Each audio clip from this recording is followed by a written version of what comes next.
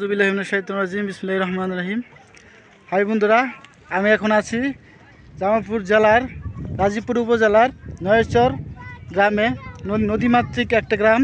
এই গ্রামে প্রাকৃতিক সৌন্দর্য উপভোগ করার জন্য আপনাদের মাধ্যমে একটা ভিডিও নিয়ে আসলাম। আশা করি সবাই ভালো লাগবে।